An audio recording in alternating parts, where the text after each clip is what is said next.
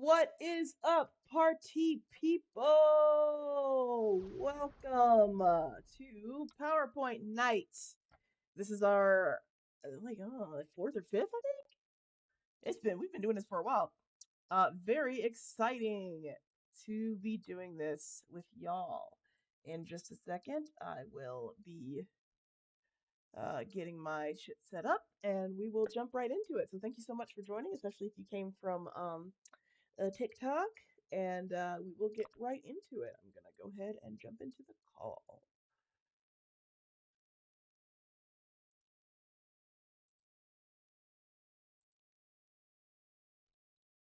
All right, can you hear me? Yes. All right, sweet. Okay, we are live, folks. It's time for PowerPoint night. Ooh, thank you for following. Oh, thank you for being subscribed for 21 months in a row. Comical Whale, Gabagulio, Actifulio. Period. Feels weird you to use my Twitch name, but here we are. Huh? Said it felt weird to hear my Twitch name. Instead of my Discord. Oh well, yeah, but just because I was looking at the Twitch, but yeah, you have like 4 identities. Yeah. Anyway, okay, so yeah, so we're going to go ahead and do our PowerPoints. I am willing to go first, if that's cool with y'all. Sounds good. Sounds good. All right. So what we're gonna do is, hold up.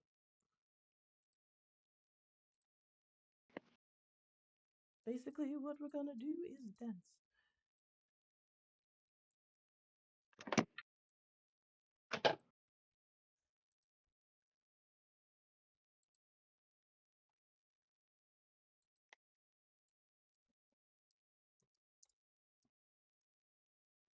Okay. Oh, is acoustic I don't know. I feel like they said they were gonna do one. coming? Oh yeah, I think they were planning on it. Let's see, let me just tag. I did mine so last minute. That's okay. So did I. I literally finished it like 2 seconds ago.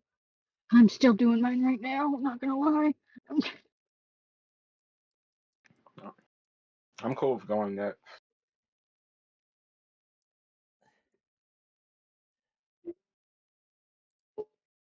And Ryan is still working on theirs. Real quick, let me join back on my computer.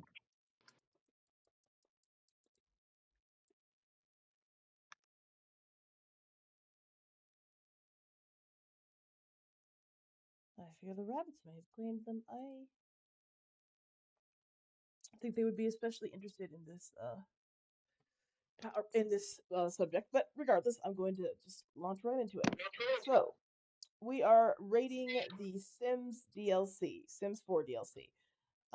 So this so today I will be ranking all of the Sims gameplay DLC that I own, which is all of it.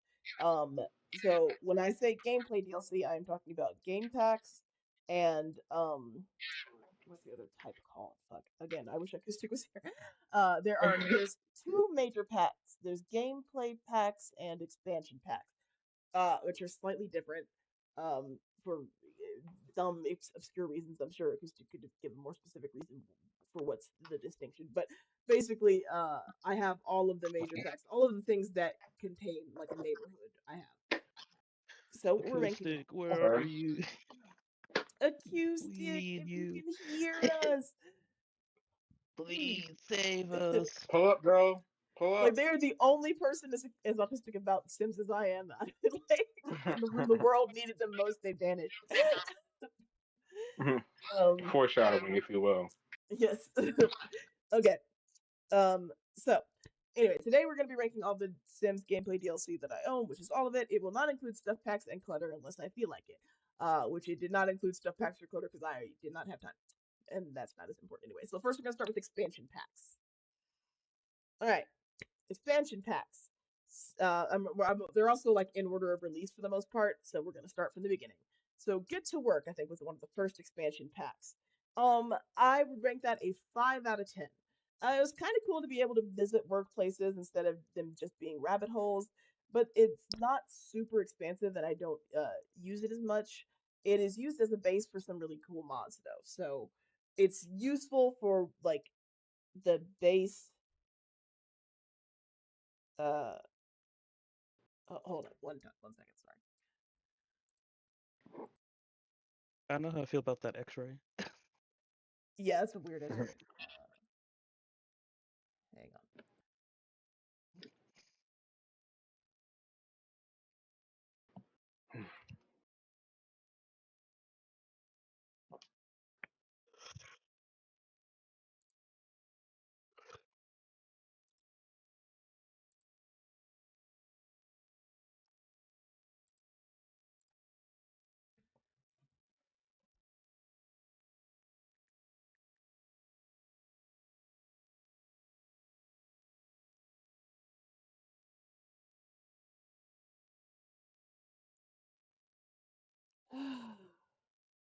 Sure, I guess we can connect tomorrow.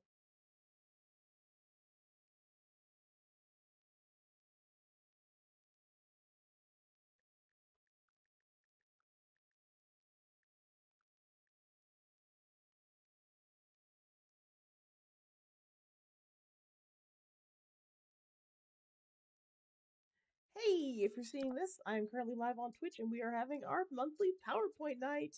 So come check us out.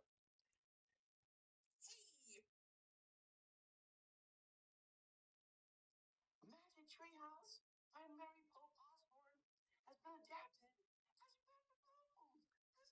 This is so cool. Check this out.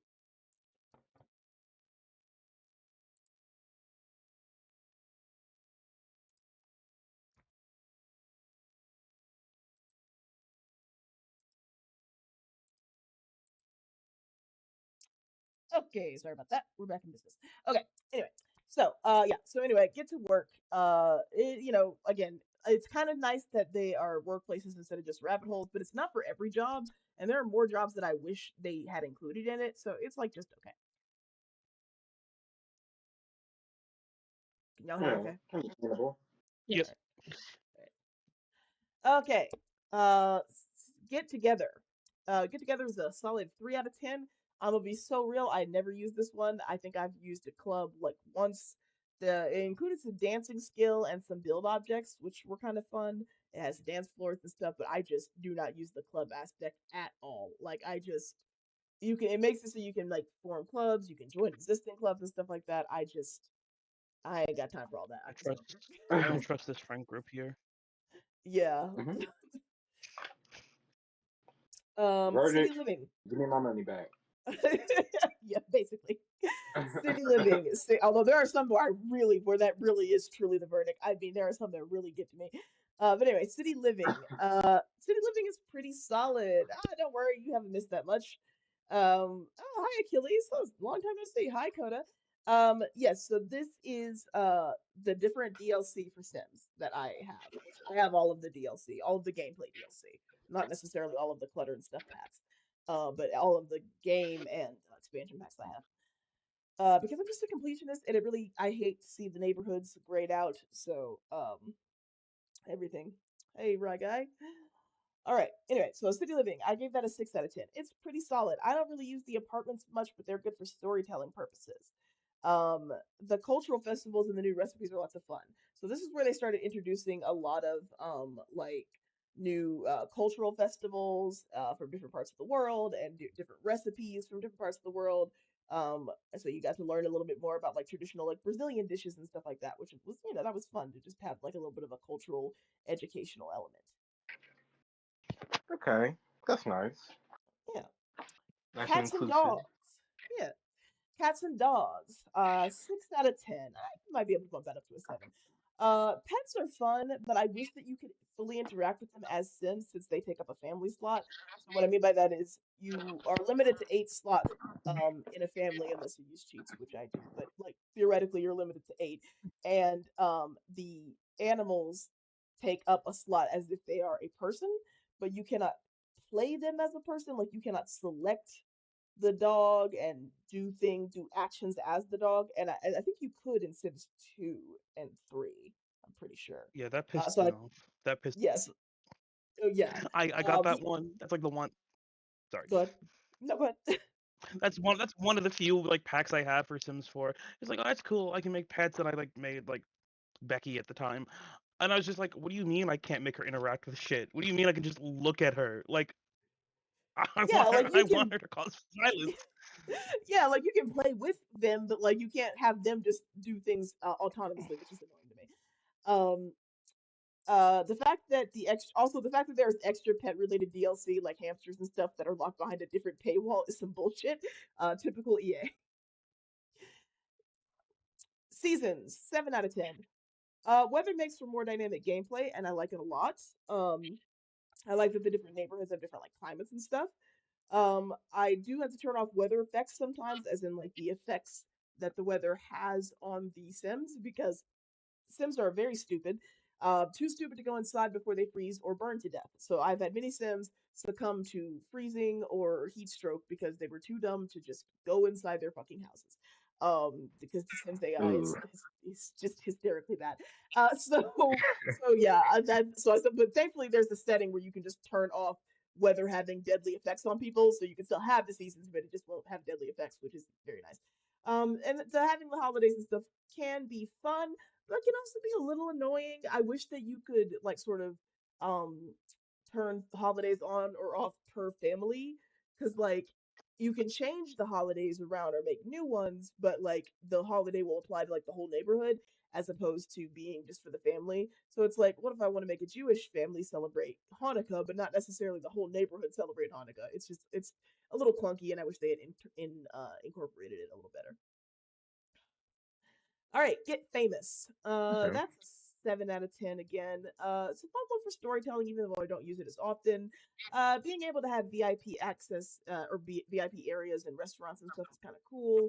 Making movies with the acting career is fun, and there's nice clothes and hair in this one. So lots of glamorous gowns, beautiful gowns, for the red carpet looks, and you get to like take them on instead of just a rabbit hole. If you have an actor of sim, you can actually take them to like film a real scene and stuff. Ooh, thank you for $5 to the American Palestinian Release Association, Sema One Anna. Thank you so much. That I is know that's so right. cool. Um, yeah. So making movies with the acting career is kind of fun. And there's nice clothes and hair in it. So, yeah, a solid 7 out of 10. Island Living is about a 6 out of 10. It gave us mermaids, which is cool in theory, but they aren't well programmed, as is the case with most occults that are introduced in expansion packs rather than separate game packs. Because in separate game packs, they like can give the occults like lots of attention because the occults are the main focus of the pack. When they just sneak them into actual game packs, it breaks the game a little bit and it doesn't work as well. So, or as the expansion packs. So the mermaids are cool in theory, but you can't do as much with them as I would like.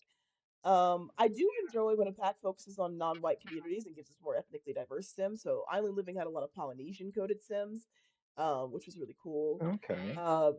Max's execution of multiculturalism is never perfect, but they'd made some effort, which I liked. Okay. Solid. Yeah. All right. Discover University.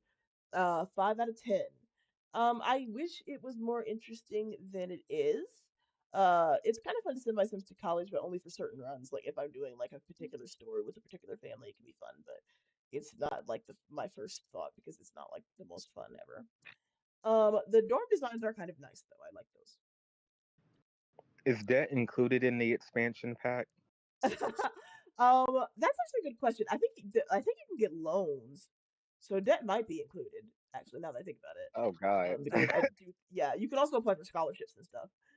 Um, but yeah, you can apply for a loan, I'm pretty sure. So I think there is some debt. Obviously, not nearly as much as it is in real life, but still.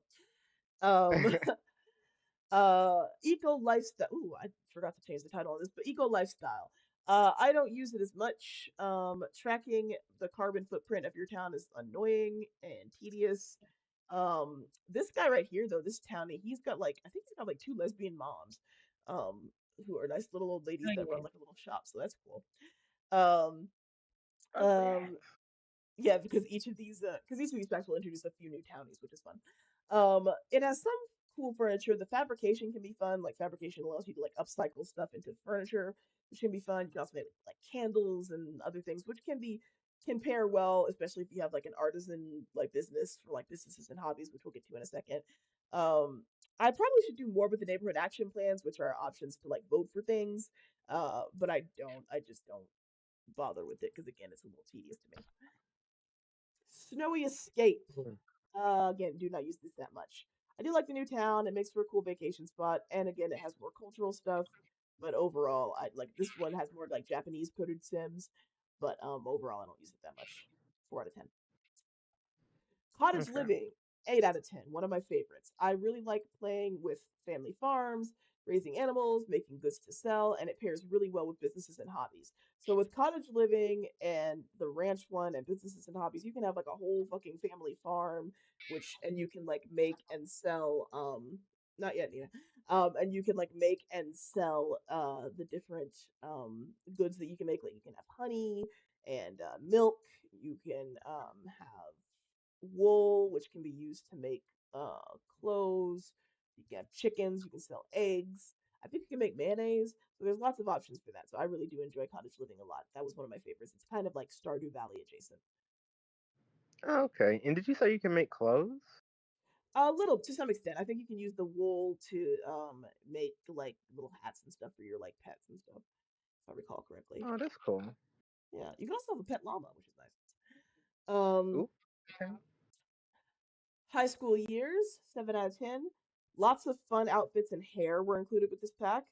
It makes being a teenager a lot more interesting because prior to this, like, there's just not a whole lot you could do with teenage Sims. You sent them to school, but school was like a rabbit hole, and there were not really a lot of hangouts for the teenage Sims. Now there's like specific teen hangouts and stuff, which is nice. Prom is kind of cool, but it's weird that it happens like every week. Like you get a prom notification like every Saturday, even if you've already gone, which is a little weird. And I also like some of the new shops, like they've got neighborhoods and the boba shop, the boba and thrift shop, which is cute. I think this is also where they introduced Trendy, which was like a website where you could like sell clothes or sell outfits or buy outfits in a certain style. So lots of fun stuff in that one. Okay. Growing Primary remix is together. crazy, but Yeah. Growing Together. Now, Growing Together is a solid 9 out of 10. I really enjoyed this one.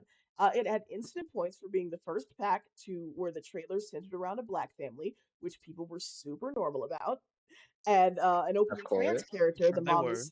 The mom was it is trans, which people again were super duper normal about, extremely normal Yes. about. There was no Very issue with that normal. whatsoever. People did not complain, even though, mind you, this one came out in 2023, and the game had already been out for 9 years at that point. Because the game came out in 2014. 2023, almost 10 years before they had ever released a pack that centered around black counties. The one time they did, people lost their fucking minds. Like, oh, it's woke! Ah, blacks! It's just like, okay. Yeah. And then when they found out the mom was trans, good God, good God. But anyway, but I loved how it deepened the family dynamics. The infants are a little weird and broken. This is also where they introduced the new life stage. So they introduced infants, which is the life stage between like the newborn and the toddler. Because for before that, it went straight from newborn to toddler. And the reason that they introduced this life stage is kind of weird because like basically they wanted to give you playable babies again, which babies were playable in Sims 2 and 3, I believe. But like they are hard coded in Sims 4 as objects rather than people, which is weird. And it means that like you can't interact with them the way you can like any other sim because they're hard coded like objects. They're attached to the bassinet. So in order to Ooh. make babies something that you could really interact with in a meaningful way, they had to make infants. Um, Oh my God. Yes, Achilles. There's somebody actually made like an anti-woke mod, which like whitewashes a bunch of like non-white townies for Sims. It's so bad. It's so bad. They That's debushed my beloved Rory. It was a crime. It was a fucking crime. I remember But that. That was yeah, it's evil. hideous. It was evil work. But yeah, so they introduced infants to kind of give you a chance to play with babies, but the infants to me aren't meaningfully different than toddlers, and they're just sort of another life stage. And I kind of wish that if they were going to add another life stage, they added preteens. I think that we could have done more with that. But yeah. So Growing Together overall is still a really good one. That's a solid one. I like that it let like you have family legacies and dynamics. Like it paid more attention to like grandparents and stuff like that. So like the grandparents can come and visit or babysit or stay for a couple of days and that kind of thing, which made the gameplay feel more immersive. Okay. The Horse Ranch. So Horse Ranch is 8 out of go back. Horse Ranch is 8 out of 10. Horse girls rejoice. I love making pretty horses, although I do wish they had gotten to finish unicorns. So which you can Ooh, still that give would a have been horse nice. yeah, you can still give a horse a unicorn horn, but it doesn't have any magical powers. Originally, they were going to have unicorns be like a separate species that had magic, but I think they ran out of budget. Um, it is also really funny to me. So horses again count as Sims, and it's very funny to me that if you have neighborhood stories on, which allows the neighborhoods to continue like living their lives after you like leave or after you're not actively playing their households, they can adopt people, they can get married, they can get divorced, they can have kids, etc. But one of the things that a lot of times a townie will do is a townie who lives in a 2 bedroom house with no yard will adopt 6 fucking horses. And it's really funny to me. It's like Damn. where are you putting them horses? What the hell? Like sometimes just a family will randomly have so many fucking horses. It's crazy. Um, okay, for rents. Now this is gonna be a bit of a rant. As you see, I've rated it negative. I think 1 million out of. No, sorry, negative 10 million. I believe, yeah, negative 10 million out of 10. I hate For Rent. And if I were to elucidate all the reasons why, we'd be here all day. For Rent is, as I've said here, evil fucking bullshit ass, game breaking, save file corrupting. I'd spell corrupting wrong. That's how mad I was. Piece of shit. Garbage. EA should be ashamed for putting this out and firing the people who could possibly fix it. They had a whole bug fix team. They fired them all. And so there's like one person who gets paid probably like fucking 2 cents an hour, whose whole job is to try to fix the millions God. of bugs in this fucking game. As everyone's just out here fucking everybody's game up, the stupid fucking awful bullshit that doesn't work and makes everything worse. EA, when I catch you, like, oh my god, I literally had to like do like a workaround to like disable the pack in my playthrough because it was breaking shit. It was just breaking shit. It like my games were crashing at random. It corrupts every save. Evil piece of shit. The fact that they still sell it, even though they know for a fact that like they had to release a statement like, yeah, we know this is breaking people's saves. This is corrupting people's saves. This is breaking the fucking game. We're working on it. But they did that like months ago and they ain't fixed it yet. But they're still selling that shit. Stop selling something you know is actively breaking people's games. Like take it off the market until you can fucking fix it. I am It really said, enraged. money. Oh, and don't worry, Achilles. We'll Then get to wedding stories. We'll get to fucking wedding has it stories. fixed yet? No, it ain't fixed. That shit is still broken as hell. When did it come out? Like, I think it came out earlier this year or maybe last year. Within the last year, I think. It's a fairly recent one, but it's still, I mean, there have been packs since then. There have been at least 3 other packs since then. Like, and it's still broken. Oh, God. But it took them years to fix wedding stories, which we'll get to. Oh, God. Fucking Sims is held together by string and prayers. All right, Love Struck. Love Struck, 6 out of 10. It's a little mid, but it has some cute elements. I like that the game pushes the limits and gets a little spicier. So this has more overt references to like spicy, sexy times. Which especially for console players who don't have access to Wicked Whims, and don't get to play as depraved as I do, it's nice that they get a little bit of spice now. I like that it allows for more dynamic relationships. It is the first pack to allow canonical polyamory. Prior to this, you could not have a polyamorous sim. Like it just without mods, that could not happen. And they finally made it so it's like they finally recognized like, oh, not all relationships are monogamous. We can like have polyamory into the game. So I know what mod Housen's buying. yeah, exactly. Or mod. So it's it's the first one that lets you be polyamorous, which is nice. And it kind of broadens the dynamic of relationships. But also, speaking of relationships, the downside of it and the reason that knocked it down a few points is because the relationship upkeep is fucking exhausting. Like, what do you mean my happy couple is on the verge of a divorce because one of them really didn't like the other one's llama joke? Like, these Sims will have one bad conversation and be on the verge of fucking ruin. And it's just like, okay, I need you to calm down. Like, it's so much upkeep to be like next thing I know, the thing will be popping up like, Mary is really upset with Dan, and if he doesn't straighten up, she's gonna divorce him. I'm like, what did you do? It's been 5 minutes. Like, what the fuck? It is hard to keep up with. Talk it out. Like, Do something. like, damn. You can, and they do have relationship counseling now and stuff, which is fun. All right, Okay. Life and Death. So, I still need to play with this more, but for what I've experimented with so far, I really like it. I'm a spooky bitch, so doing anything more with death and ghosts and ravens and skulls and shit is 10 out of 10, right up my alley. Um, you can be the Grim Reaper's apprentice. You can get a sick ass Grim Reaper robe. You can actually be a Grim Reaper. You can play as a Grim Reaper. You have there's lots of cool decor and build items and clothing. Ravens, ravens, ravens. There's so many ravens. There's ravens on the clothes. There's ravens in the air. There's ravens you can interact with. The ravens can actually kill you. That's a way that you can die now, is by ravens. I love ravens. Oh, wow. They have a raven in the logo. Ravens, ravens, ravens. I love ravens.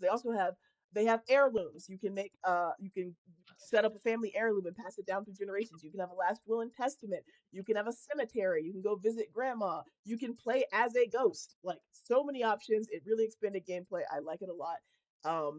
Yeah, really enjoyed Life and Death. Life and Death. And Okay. the most recent expansion pack was Businesses and Hobbies, which came out I think maybe 2 months ago. Another 9 out of 10 solid game. Like, I still need to play more, but I really like this one a lot more than I thought I would. Frankly, I kind of thought, I don't know about this, but when I actually played it, I was like, oh, this is actually kind of neat. Like, you can do all kinds of things. You can learn pottery, you can learn tattooing, you can open a tattoo shop, you can open a pottery shop, you can open a cat cafe. Pretty much any business you can think of you can open in either its own dedicated lot or in your home. You can make a home business. It pairs really well with a lot of the other packs, like I was saying with like Ranch or with the Farmer one, the Cottage one. If you like make stuff that you can sell, you can make a little farm shop or a farmer's market that sells things. You can also mentor people or get a mentor to teach you certain skills. You can teach classes, like I said, pottery, tattoos. The tattoos I will have one caveat to the tattoos. The tattoos are cool in general because it makes it so they made it so that anybody could like design custom tattoos and then they could upload them to the gallery, which for the most part is great. It did take less than 24 hours for a Mm. swastika to show up in there, but like for the most part, it's Wait, great. wait. I mean, like, What? what did they expect though? Yeah, It's the same thing with the Fortnite Darth Vader AI. Like, yeah, what did you expect to happen? You give people yeah, an inch, and what will they do? What will they do? exactly. It was like, oh. If you love businesses and hobbies, you have to revisit Get Together. I might like. What would you suggest with that? How do you suggest what do you suggest I do with that? This is the Street Love first time Shad. This is another awesome simmer that you should follow if you're into The Sims. Okay, cool. Thank you so much for joining. But it's what like Conrad said, it's like I mean, it's like it was sort of inevitable. You give people free reign to fucking to fucking upload this shit said someone was gonna upload something inappropriate. But for the most part, it's cool. Also, just on the sidebar, not just not inappropriate, but it is just very typical. Guess how many times the fucking Astarion back tattoo has been the back scarring tattoo has been uploaded? A bunch. There's a bunch of those. There's so many. I mean, yeah, if you're trying to make a story, and I guess it makes sense. Yeah, I mean, yeah, it does make sense. And also, there's fun fact. There's an Astarion reference in Sims. There is like one of the new gravestones has a reference to Astarion's headstone in Baldur's Gate 3. So the devs are in on it. They know their audience. Lord. All right, moving. Can't wait I'm to telling free you. of that twink vampire. I'm telling you, I'm used to sleep on Get Together, but it's so good for world building. I've made it hook up public Get Together. Honestly, I might have to try. I might have to play with it a little bit because I just don't be using it that much. But I might have to give it another go. All right, moving on to game packs again. So these have less content than the full expansion packs, but some of them come with like new neighborhoods and they have whole new races and stuff like that. A lot of them. Some of them have like tons of stuff and might as well be their own DLC. Like well, they are DLC, but their own like expansion pack. Others are kind of mid, but anyway, we'll get into it. Okay, so what's the best and worst pack I've rated so far? The worst one has been For Rent. That's with like negative 10 million. I think the best one was a tie between like yeah, Life and Death and Businesses and Hobbies are both high ranked. All right, Outdoor Retreat, 2 out of 10. Barely use this one. What do they do with it? Camp, I think. Whatever. I just don't have any thoughts about this. I have it, but I don't really use it. It's you have a campfire, whatever. Spa Day, 4 out of 10. That's an interesting picture. Yeah. Hmm. Okay, so it's kind of nice to do different spa treatments to like relieve stress. It's not that interesting overall, but I think it could probably pair well with businesses and hobbies. Like you could start your own like personal spa, like a business spa or whatever. So it has some benefits, but yeah. Yeah, I think my rating on the seasons was that it's mid. You know, I like it well enough. I like I like the different weather patterns. It adds for some dynamics, but some of the stuff is just not that useful. And I hate that my Sims keep fucking freezing to death. Dine Out, 8 out of 10. Really like this one. This is one of my favorite game packs. I enjoy taking my Sims out to eat and starting restaurants. I do wish the hiring process was a little less complicated and that it was easier to start like a family restaurant. Like I have a mod that lets you custom decide who works for your restaurant so that you can specifically choose the sim that like builds the restaurant to be the head chef. But if you have to like, there's like weird workarounds you have to do to get that. I feel like that should be more of a natural thing. Like if you're good at cooking, you should be able to just build your restaurant. Now with businesses and hobbies, it might be a little bit easier. But yeah, I just think that was a little bit clunky with how they incorporated it. But I do still like Dine Out for the most part. Lots of fun clothes and decor as well. Vampires. 8 out of 10. Again, I am a spooky bitch. This is a no-brainer. I love vampires. Love the vibes. Sun sensitivity thing is lore accurate, but annoying as hell, so I usually cheat my way out of it. All of my vampires, like, pretty much immediately get Carl's Dynamon. Making a note of that. Because I think I might have part of that, but I might have to check that out. Lately, I've been dealing with this whole, like, fucking infinite save glitch thing, so I gotta figure that out. Oops. All right. But anyway, yeah. So you can give your vampire like skills and points and make them better at certain things. So I give them sun resistance because it's just annoying to have them dying of the sun My all the time. God. Yeah, I was waiting for you to bring this one up, talking about the Yeah. weather sims. Like, I'll be like, I had a house like three vampires, you know, nice hot vampires, and they're just standing out in the sun, and I'm like, get in! Oh my God! It's like, why don't you get in the fucking house? I can't stand it. Oh my lord. The build buy for vampires is a must. Yeah, a lot of the build buy stuff is really great for vampires. It is crazy how how fucking Vlad or whatever his name is can be sneaking right up into your house. He can like slip up into your house and suck from you while you're asleep. It's crazy. Very Like astounding. it? It's I mean, Yeah. even regular mortal sims can't stay out of the sun. It will literally kill them. That's another thing with the weather's thing. Like even my regular non-vampire sims have a hard time like getting out of the sun when it's actively killing them. So that shit is annoying. Parenthood, 6 out of 10. Yeah, it's fine. Little much to keep up with, so I don't use it that often. Like again, it gives you some more family dynamics and stuff, but like I don't use it that much. It incorporates a couple of cool things, but yeah, it's fine. Jungle Adventure, 5 out of 10. Again, fine. Hardly use it. Introduce some fun new character traits. Okay. Strangerville, 6 out of 10. Um, so fun. I made the mistake of having my sim get married to Caleb and having him turn her while completely forgetting about the sun burning thing. Strangerville. So this is a 6 out of 10. So Strangerville is kind of fun the first time you do it because it's actually like a story mode. So there's like a story and a quest and like a final boss fight and stuff. There's like a mystery to unravel. It doesn't have a ton of replayability factor in my opinion. It's like once you do it once, it's like okay, that was kind of cool, and then you're kind of done with it. But it does have some cool build by stuff. it's very interesting to have like a specific quest that ends with a specific boss fight in Sims, and it makes me wish that they would experiment with that a little bit more often. But I imagine that the reason that they don't is because a lot of people like me Yeah. kind of find it a little bit pointless to replay once you've done it once. What were you saying? Mm. No, my dad knocked on my door. Sorry. Oh, okay. But it does have some cool design stuff. It has some fun features. So yeah, it can be fun. Okay. Realm of Magic, 7 out of 10. Very fun. I love that the spells, and there are expanded spell mods that are really nice. That give you extra access to extra spells. The familiars are really cute. Thank you for subscribing on YouTube, the Cub Rock. Um, yeah, the familiars are really cute. You can get little owls and stuff. And it isn't. Thank you for the follow, Sleepy Chase TV. It is not turfy. This came out around the same time, maybe a little bit before. Wizards, the fucking turf game. We fly so high, we fly Thank you for the together, follow. We are Go Gang like birds of a feather. Like birds of a feather. Welcome. Thank you so much for the follow. All right, so but anyway, so in fact, it's not turfy, and in fact, this character right here, Morgan, is their first non-binary character. They are they them.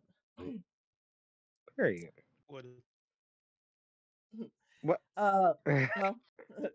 Journey to Batu, negative 1,000 out of 10. Absolute ass. One of my biggest purchasing regrets ever. Shit from a butt. I have nothing else to say other than that this shit sucks. I hate it. It's stupid. The only thing it's good for is it has like some Star Wars themed build by items if you're into dressing like a stormtrooper. That shit was a waste of $20.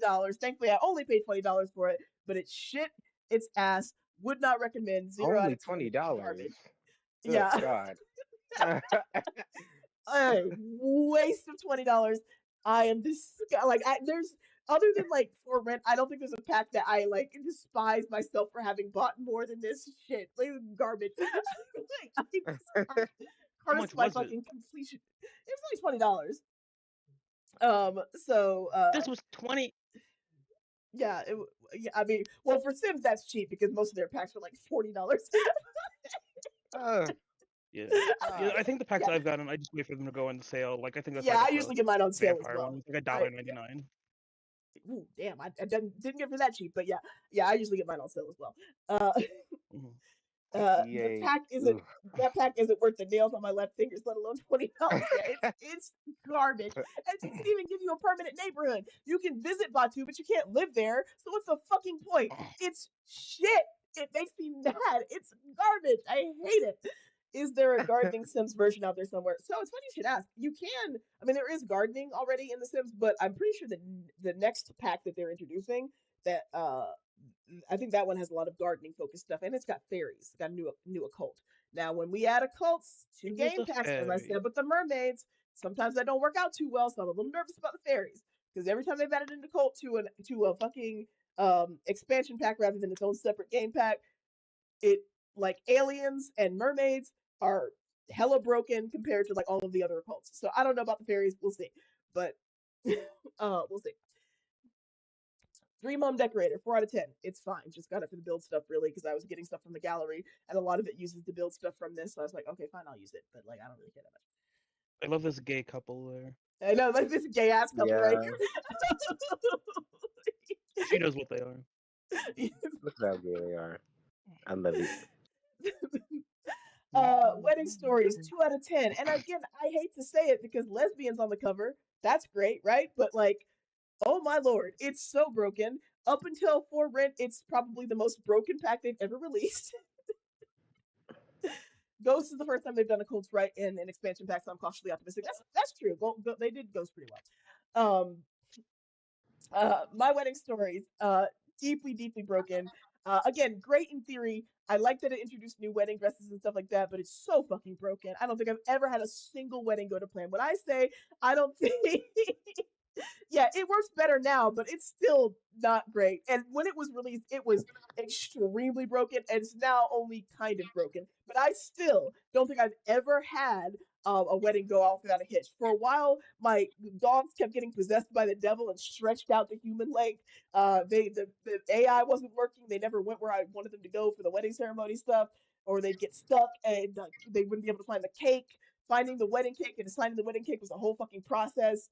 Initially, they replaced the regular base game weddings with this, and everyone hated it. So, like, initially, when you bought this pack, you could only get married through this structure and not like the regular wedding structure that had existed in the base game. Everybody hated that shit because it was really broken, and nobody wanted to be forced to use this shit to get married. They fixed that now, but like, oh, it sucked. Like, Dogs getting possessed by the devil. yeah, exactly. Tartosa. Oh yeah, and Tartosa is a beautiful town. Tartosa is a beautiful town. They have some of the most beautiful builds. So there's lots of great build by stuff. Like Wedding Stories had lots of good stuff in it, but just the functionality of the main thing, which was getting married, bad. That's part of the realism. Werewolves, 7 out of 10. I love a new occult. We have my Butch Queen Rory. Long may she reign. It had good outfits. I think the werewolves are a little low key ugly, a little bit. Yeah. But you know, I mean, yeah. yeah, like I think they could have done a better job with that. But overall, I like it. 7 out of 10. And I think that's it. So yeah, those are all of the game packs and the expansion packs that I own, which is all of the ones that are currently available. Thank you. Wait, I can't find it. Oh, there we go. It's under golf clap. Thank you. Is it okay if I go next? Oh, sure. Sure. I mean, that's fine with me anyway. Actually, Okay. no, you can't go next. It's against the law or something. I don't know. Thank Like you. Thank actually, you. That's my tag. statute It's illegal. 69 actually says you have to go last. Yeah. Vegetable cutters. All right, whenever you're ready, just go ahead and present. I'm ready to share my screen. What the fuck? Oh, that's the soundboard. Whoop whoop. That's the sound of the police.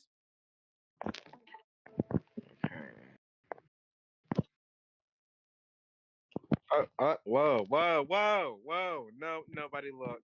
Nobody Okay. looked.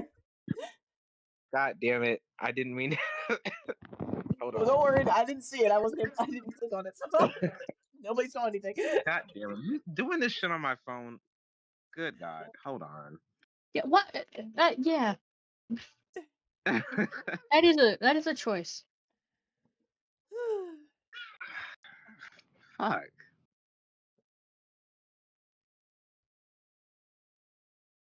One second. Okay. Sorry about that, folks. All right, 3, 2, 1. All right, can y'all see? And Yes. What? well, it's loading in still. Loading. Oh, Hello? oh, okay. Well, then it went away. God damn it. Hold on. I'm gonna get it. Okay. Okay, how about now? Yes. Although it's kind of why. It's I like guess you're. small. It's so It's like tiny. kind Oh, of wait, let me- small. Oh yeah. There Yeah, we much go. better. Okay, there we go. Yes, I can see it now. Okay. Hello, everyone. Welcome to my extremely low effort PowerPoint. This is definitely not better than my last one, but this is very last minute, and also I just wanted to find some sort of excuse to talk about Avatar. So yeah. here we are, Avatar Hide and Seek. So, little premise, little background. So, like, imagine that Aang, Katara, basically Team Avatar, in addition to like Ty Lee, May, and Suki, are all playing hide and seek. And one person is going to be, the hider, and then, everybody else is going to be. I mean, one person's going to be the seeker, and then everybody else, is going to be the hider. and essentially, that one person, is going to go around and start, searching for people, and they also get the choice to pick one of the hiders that they find to help them find everybody else. They can only pick one person, and they can't pick anybody else. So, but it's obviously gonna, depend on, what character they pick. I mean, what who they are as a person.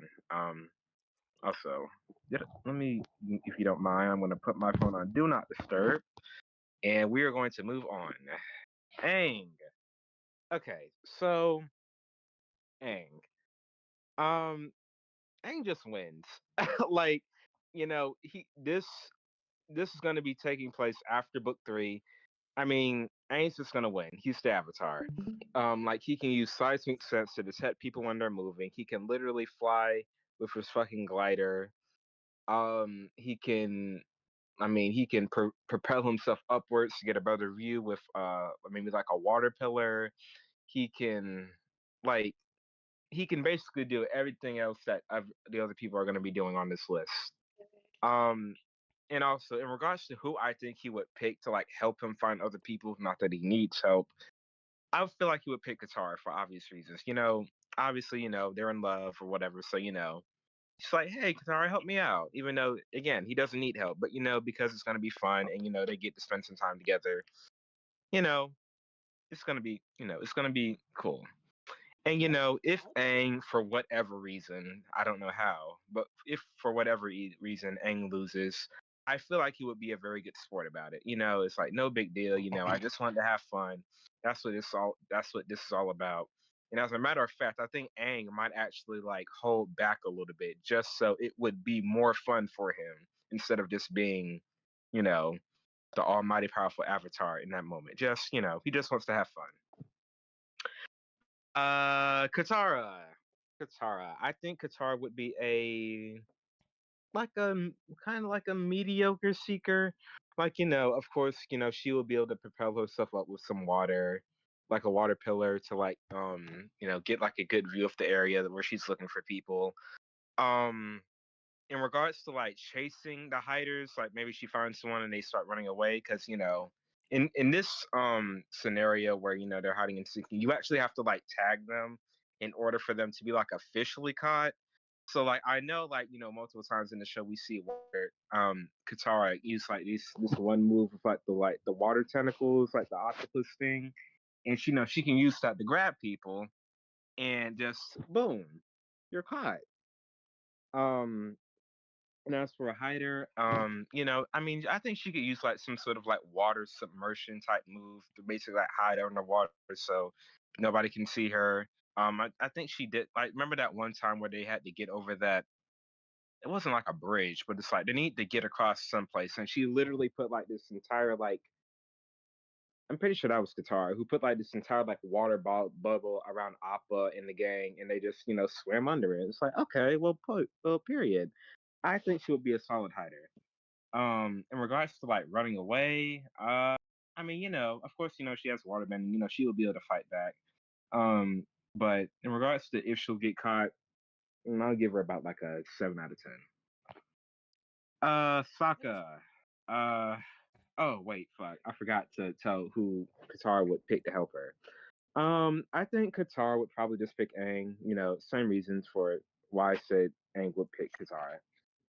Sokka. I think Sokka would be pretty goddamn mediocre. Sorry, Sokka, but he's just not. When you have all these benders and then you have Ty Lee and May, like Sokka's gonna struggle. So he can just.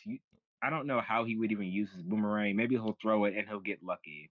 Because Sokka does have his good lucky moments, like that moment with Combustion Man. Like he he literally killed him. Like Yeah, so he's good with a yeah. boomerang and with a sword. Stalker's my boy. Oh yeah, he does have a sword. Of course, he can use the sword to just maybe he's like cutting through like some woods or something. Like he's in the woods and he's like cutting through stuff. But yeah, he would definitely struggle. But I mean, I think he would find somebody. Um, in regards to who he would pick, I would say Katara, but I don't know if Well, I mean, I don't know how Qatar would think about Sokka being a seeker in this situation. I don't know if she'll be like, okay, my brother's gonna struggle. Let me help him out, or maybe he'll be like, or she'll just be like, you know what, fuck it, I'm just gonna play how I normally play, and good fucking luck to him. He doesn't play um, Suki. oh yeah, Suki. I feel like Suki would give herself up for him, because you know, and I support that. Um, but yeah, I think Sokka would definitely pick Suki, and they would just, try their best. And I mean, they might do a good job. Who knows? As for him being a hider, I mean, good fucking luck. I mean, I feel like there's just not much he can do, and if he tries to run away, it's just not looking good for him. You know, Sokka, you're great, but yeah, they're just yeah. Toph. Toph would be I think Toph would be a great seeker. Yes, obviously, she's blind, but that seismic sense is really good, and that should be coming in clutch. So she would definitely be able to like tell where people are if they are moving. But I mean, I think Toph can detect some more, some more subtle movements. So I think she will be okay. Um, because like, and when they are like running away from her, she can still like be able to like tell where they are, and she can maybe use some earthbending to like trap them and be able to attack them. I mean, yeah, she I was mean, holding off them fucking sand benders and holding up a whole damn building by herself. She can handle some damage. right. Yeah. I mean, when You're it comes, top when it comes to shit, like someone like honestly. maybe Aang, I mean, she'll definitely struggle because I mean, literally when they fought in the fucking Rumble Six shit, when she was calling Aang fucking Twinkle Toes, and she was like, "Where the hell are you?"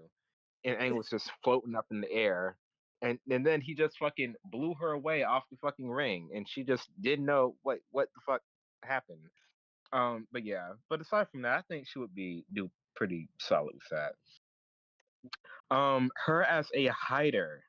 Um, so I put down rock camouflage because I remember there was that moment where like she was like knocking on the door and she like metal bended some fucking armor on her and she was fighting them firebenders.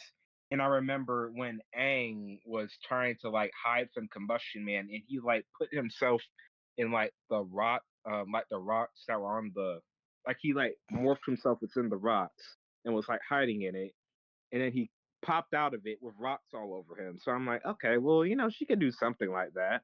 Maybe like blend in a little bit. Um, she could also, I think she could do some sort of like underground submersion because I do remember there was this one time where Aang like completely submerged himself under the earth. And when he was training with Katara and Toph, so I think Toph would also be able to do that. I mean, maybe not for too long because you gotta fucking breathe.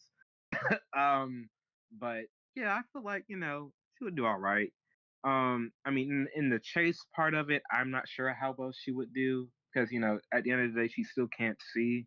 So I'm not entirely sure about the chase aspect. But I mean, in regards to her hiding, I think she would be okay.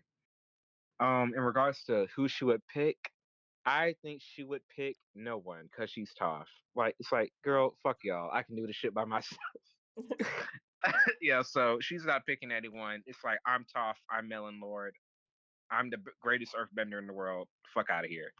Next, Zuko. I honestly didn't really know much what to really say about Zuko.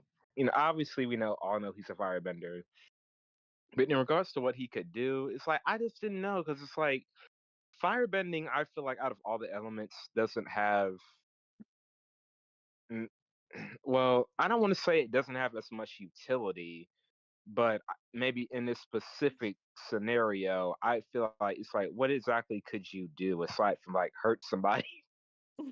I, It's too I just, offensive of an element. Yeah, it's yeah, offensive words from defensive. It's a little hard to yeah. yeah. And in this scenario that I have in my head, it's like it's not like nighttime or anything. Like it's in daylight. This is daytime, so it's not like he can just light himself, like use it like a lighter and like shine some light. Like it's like you have firebending. It's like okay, well. not much you can do with that. Well, let me not say that, but you know what I mean. So yeah, as a seeker, I mean, he might do okay, but yeah, He could there's use just firebending to not. light up dark areas if the person happened to be hiding in Well, somewhere. yes, that's true. Yeah. But yeah, I feel like there's just not that all that much utility for seeking. Hello, hellos. Um, hello, hellos. In regards to like the chase aspect, um, obviously, he can throw fireballs and stuff, but we're not really trying to like hurt people in this. We're just trying. I mean, someone might get a little hurt. Toph might hurt somebody, but fuck it, she's Toph. Um, but yeah, it's like I don't know. Yeah, Zuko, you might struggle a little bit, not gonna lie. In regards to him hiding, I mean, I don't really know what much you could really do with fire to hide. Maybe you could like put up some sort of firewall if you get caught to like maybe help yourself get some time to get away from the enemy. Maybe, but aside from that, it's like yeah, I'm sorry, Zuko. In regards to who Zuko would pick to like help him, I feel like he would pick May for obvious reasons. Obviously they got together, even though I think that relationship is some fucking bullshit. Both of them are gay. But anyways, that's a whole another thing. Um, yeah, I think he would probably pick May. If not May, he I, I don't know if he would pick Aang. No, I don't think he would pick Aang. He might pick Katara. I Maybe. can see him working with Katara potentially. Oh yeah. Oh yeah, actually yeah. I see Katara more so than Aang. Yeah, maybe Katara. Yeah. Yeah. Like fire, Okay. fire and water. They've worked together before, and they work together pretty well. Yeah. Yeah, I can see that turning around for him. So it's just like, you know what? I see you're struggling, Zuko. I'll give you a hand. Ty Lee. Um, Obviously, Ty Lee is not a bender, but she has her high agility, and that counts for a lot actually. Like, yes, I mean, she's still gonna struggle, but when it compared to Zuko, I feel like she would do better than Zuko because not necessarily in like the seeking aspect, needing to find it where everybody is. Well, actually, no, because I feel like Ty Lee would probably like climb some trees or some shit and like try to scout where people are. Um, Also, but like more so in like the chase aspect, I think she would do very, very well. Because I feel like, whoever she's chasing would try to like throw some sort of projectiles out here at her, and she'll be able to like dodge out of the way and really catch up to them really quickly. Um, I mean, Tylee's just, she's super agile. She's super fast, and that does count for a lot. So I think she would do okay as a seeker. Um, as a hider, um, she'll probably, I think she'll do pretty solid as a hider. She might use the trees to try to hide. And in regards to getting chased, again, super fast, super agile. She'll be good at getting away. Um, but yeah, I think she'll do pretty solid overall. In regards to who she'll pick to like help her, um, I mean, she might pick May just for maybe like old time's sake or something. Um, since they've been friends for a while. Um, She might. I feel like she might pick Aang. Maybe. I mean, her and Aang have never really like interacted like that. We've never really seen them interact. But I mean, I would imagine they would get along pretty damn well. Um. Also, by the way, I think Ty Lee has some sort of like air nomad ancestry. But again, that is a Yes. whole another conversation for another Yeah. day. I think that's correct. Yes. I agree. I think her ability to chi bend or to control chi is absolutely connected to. Also, she's just very this- floaty too. Like, Yeah. Yeah. No, there's something about like chi blocking. I think that was something like air nomads studied or something. Air nomads do something about chi. I would have to look that up, but yes. I think overall Ty Lee would be pretty solid. Okay, May. If May even participates, because I feel like she might think this is just super dumb and childish, and it's like fuck out of here. I'm not doing it. But I feel like Zuko would be like, I try to have some fun, and she'll be like, okay, whatever, I'll do it. And so Yeah. I feel like May, Ty Lee could I get her to do don't. it too. What happened? Yeah. Ty Lee could also get her to do I it. feel like That's what Ty. I said. Oh yeah.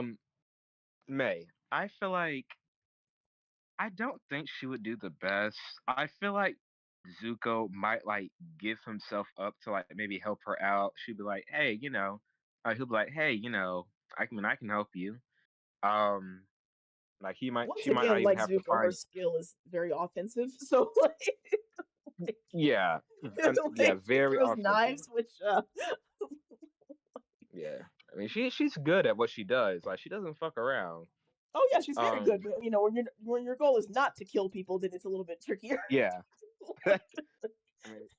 I mean, yeah, like when she's chasing people down, chasing the hiders, she'll throw them knives and try to like pin them against the wall and stuff. But it's like when you're going up against like Katara, Toph, and that's not gonna be a simple thing to do. Um, I mean, obviously, if she's trying to like chase down Zuko, I think that'll go down pretty well for her. Um, and Sokka, or Suki, I feel like she'll do fine. But it's like in regards to everybody else, it's like, ugh.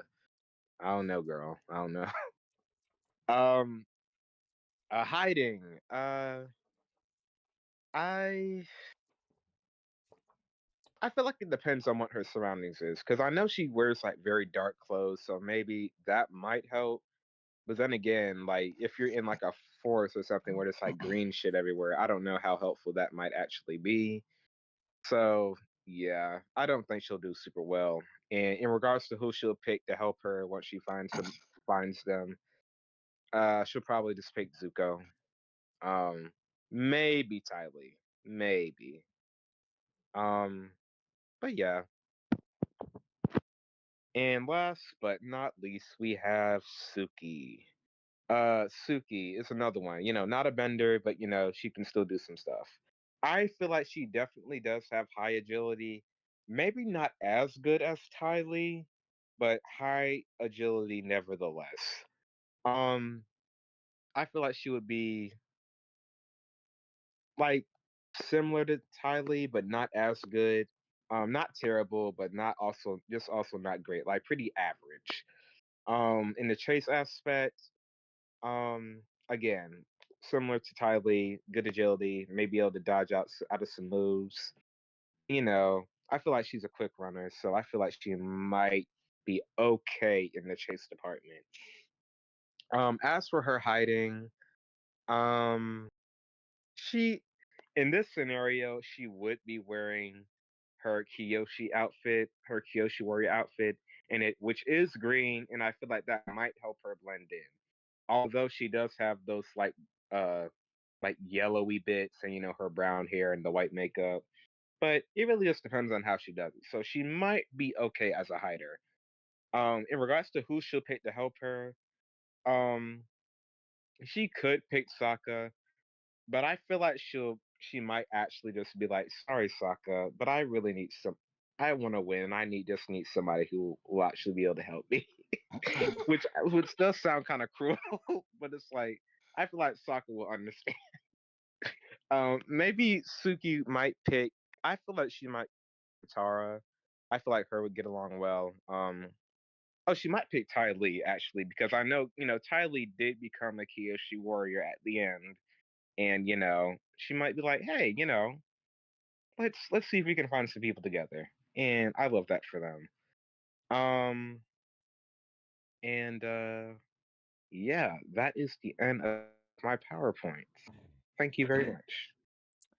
Thank you. Okay.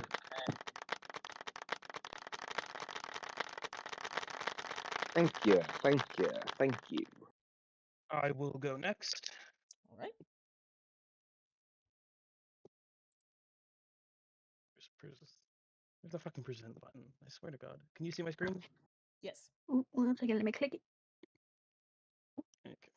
Okay. Okay. Yes. Is it full screen? Good. Yes. Yep. Okay. Yep. So we have the history of Mario's biggest icon. Now, first off, I'm gonna tell you who it's not. It's not who is Mario's biggest icon. It's not Mario. So are we It's talking about not like Wario. Mario's games? I assume that's what you mean by that. His games, characters, Okay. Yeah. characters. Okay. Okay. Cool. Biggest icon. It's not Luigi's still an icon, but he's not the biggest. It's not Toad. Daisy's a close second, but the true icon of Mario, Moo Moo Cow. Moo Cow. So I had a feeling I'm that's gonna where go this was going. over all the games and appearances, all the cow appearances. So our first Moo Moo Cow is in Moo Moo Farms. Before the meadows, there was a farm. There he is. There she is, at her farm. Look at Mario her. Party 2 and 3. So the cows appeared in Western Land, which is one of the boards in 2, and then this is like from one of the mini games. But Appearances is there's spelled in a cow. very interesting way here. You need to leave me alone. Appearances. Mario Kart. Listen, this was done on like a computer with like 10% left, done in a half hour. Like it's just how. I mean, to be fair, was like, Riz, if we Hard- want to yeah, be but like say- that, Hard double dip. No, I absolutely had typos in mind, as I was about to say. Yeah, Mario Kart Double Dash. Cow has an ad for one of the trucks from Mushroom City and Mushroom Bridge for Moo Moo Farms. There's the truck. Mario Pinball Land. So you could hit the cow for 100,000 points, although I think it's kind of rude to hit the cow. how dare you hit a woman?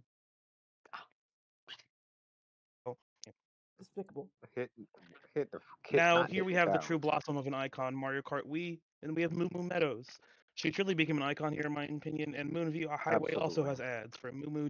This is when I first discovered Moo Moo. What an icon. And Dream Equestrian, Yoshi eggs to the end of the course. I think Kamek is like fucking shit up, and you can break these Yoshi eggs, and at the end they all like hatch into fully grown Yoshis. I remember this. Them Yoshis was having a terrible time. They was having a time with it. You there? Nope. He Link? went silent. We can't hear you.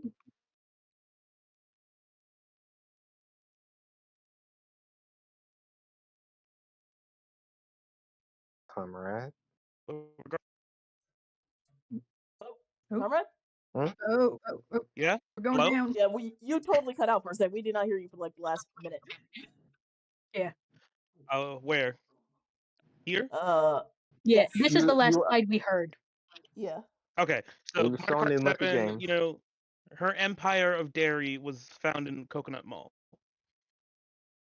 This Her empire of is supposed to be dairy. appearance. Why did I type experience? She is an experience. Mario Party Island Tour. In one of the boards, the cows appear. Again, I didn't really bother to know the stage of this game because that game sucks. The 1 star this game probably has is because of cow. Yoshi's Woolly World. Yoshi has like a lot of skins in this game, and this is the Moo Moo Yoshi. It's a little cursed, but hey. Mario Kart 8, Return of the Meadows. Mario Kart 8 returns us to the meadows. Meadows. This is also like an ad, the little red thing that can be found around. I don't Nintendo like Bad seeing her Academy. head on. Kind of scary. I forgot what Bad Academy was, but you know, the little cow.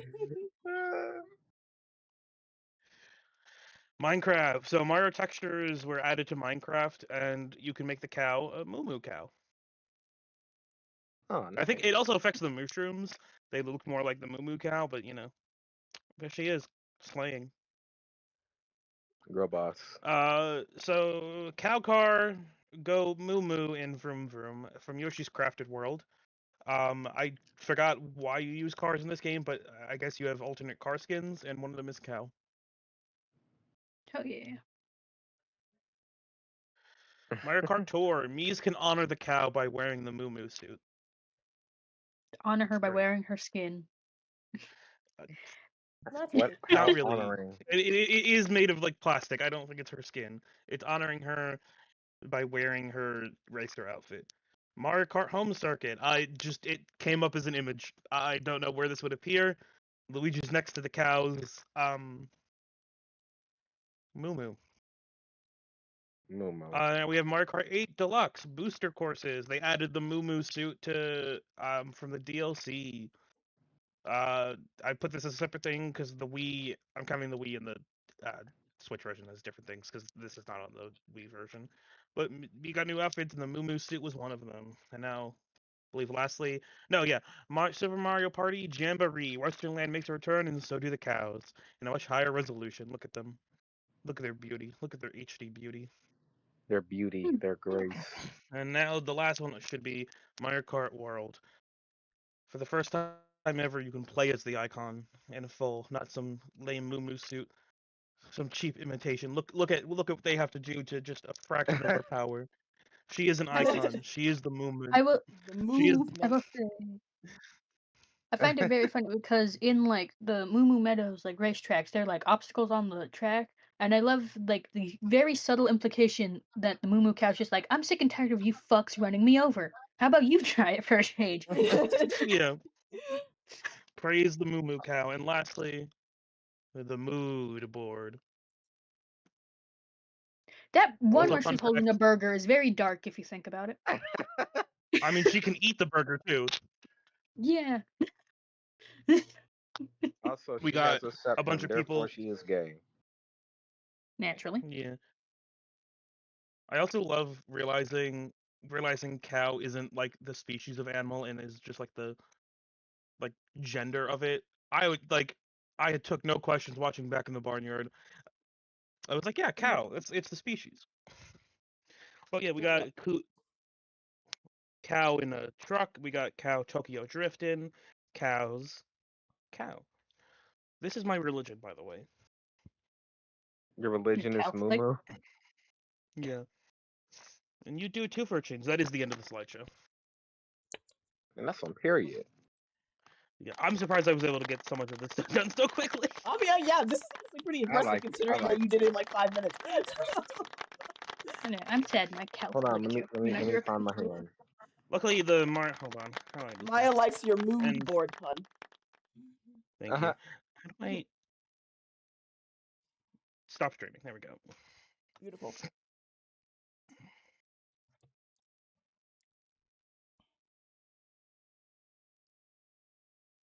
Is it just me left? Or Well, yeah, you and I think Ryan, but I think we're gonna do Ryan last because this is probably gonna be the most involved. perfect. Let me get this ready. In full screen. Gotta go all the way back. I made this in the last half hour before we started the stream. You can tell that I don't have a lot of ideas, unlike most of the other people in this call. Oh, I got it. How the hell? Why is it? Make selection. There we go. Share this window. Can everyone see it? Oh my. Yeah. This is hang okay. on, still okay. There we go. Okay. Welcome to characters and things I think look like my dad. Excellent. Here's the. I took this photo right before I started making this presentation. Bruh. Disclaimer, these are more based on vibes than actual appearance, especially the last section, because you'll see. So first up, part 1 is movie and TV characters. And first up in this section, we have Herb Copperbottom from Robots, Rodney's dad. I don't know who of y'all have watched this movie. I was really obsessed with this movie when I was a kid. Like, Real. Honestly, I Good can movie. see it. I see it. I see it. I see the vibes. like even their hair's kind of similar. And this one Yeah, the doesn't even have hair. hairline, the like the widow's peak, the eye line. Yeah, I see it.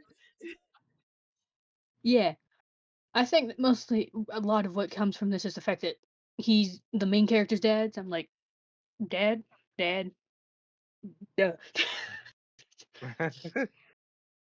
The next up we have Mr. Grouper from Bubble Guppies. Yeah. You can't really tell Yeah. in this picture, but in my mind, like obviously you can't tell because he's not smiling in this picture. But I feel like the smiles are kind of similar, and then again with the hair, like I feel like this is a good cartoon approximation of my Yeah. dad. The fishification of your father.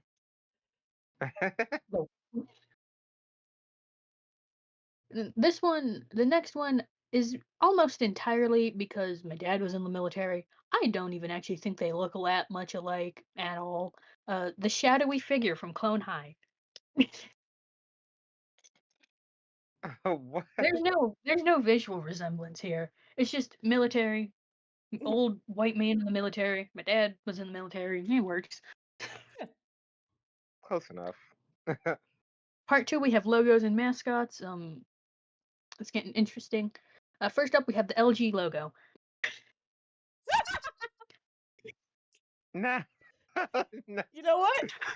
It's like the Wow. square features, maybe. Like If I turn my head to the side and I lean I don't back a know. little, I don't know where this one came from. I just kind of looked at it one day. I was like, yeah, that looks like my dad. close enough. I really have no explanation for this one. And the next one, another very well-known logo, the PBS logo. Because like the flat part of the head here to me reads as his hair, and then I feel like the nose is kind of similar. I mean, obviously it's more simplified. And it gives it gives dad. The only thing it's missing is the big square glasses. I see the vision. And then the third one, the third one in this section, Planter Peanut, more commonly known as Mr. Peanut. Specifically this version. The modern Baby one, Nut. no, definitely not. But like any of the 3D ones look wrong. But like you can kind of see the face, right? Like again, yeah. it doesn't help that he's not Maybe if he had a smiling. monocle. Like, yeah, exactly. Yeah. This is my dad if he was rich, I guess. And then thirdly, we have miscellaneous. These are all just pictures that were already in my camera roll. So first up from this, we have this one specific picture of a cat I used to own called Kopi. It's just the pose that Kopi is hitting in this photo is giving very middle-aged white suburban man, which is what my dad is. Yeah. Yeah, they are one and the same. And next up, we have. I forgot to put this in here. The Jimmy Carter backpack. Now, I want to make it clear. What the I don't think hell? I don't think my dad looks like Jimmy Carter. It's just for some reason this back again. It's mostly the military because my dad was in the Navy. This is Jimmy Carter in the Navy.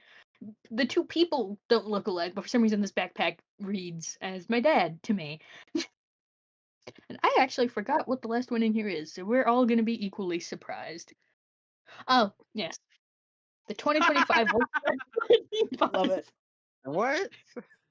So for those of you who don't know, this is the like modernized version of the Volkswagen bus, like the hippie vans, but they Yeah, modernized the it and electric made it an one. electric vehicle. Personally, and I realize that this sounds mean to my dad, I think this car is ugly. But Hideous. that has nothing to do with its resemblance to my dad. Yeah. So anyway, that's the end of this presentation. Thanks for listening. Which one did you think looks most like my dad? I think it's the tie between the robot and the fish guy. Yeah, mostly because those Yeah. are the few on this list that actually like have faces, like distinguishable And faces. also the military guy, I do also see a resemblance. I Yeah, think the LG is underrated. yeah. And I really don't know where. I think it's because my dad it's like, to me, this reads as a bald man. My dad's not completely bald, but because he gets the military haircut, it's like almost. There we go. That's the. Yippee! Excellent. Hooray! And last but certainly not least, are you ready, Ryan? Ryan Stiffer. Hi on. Ryan. Rye bread.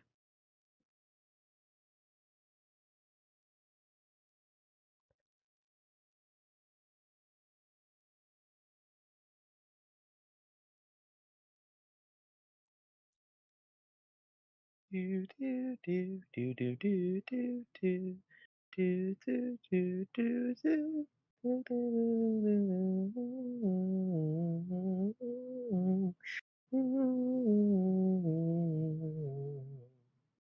Ryan.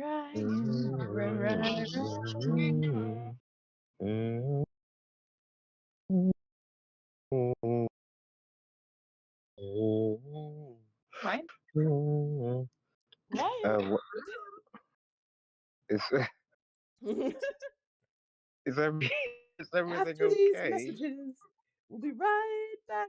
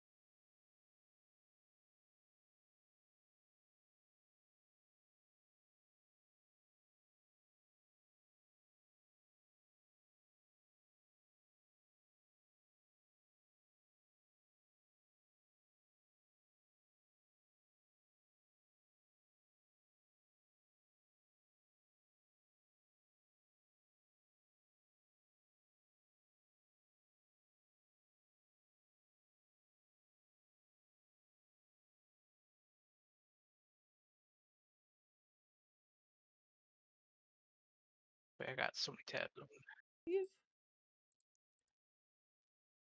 Okay, and we're back. Thank you for your patience. It's time for what I've been looking forward to all day. Some actually. Yippee. Okay.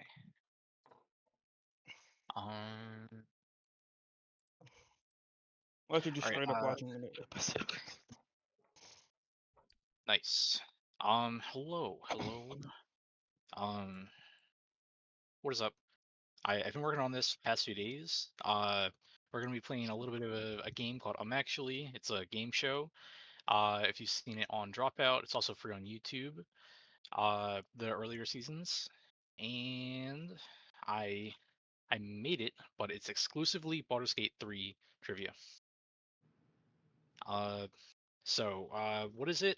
This is a game of pedantic corrections. In the game, I'm going to have like slides of incorrect things about Baldur's Gate, and the goal is to find the error in the statements and provide the most correct correction. So the first rule is that you must always state your correction with the phrase actually, and then the thing that is wrong.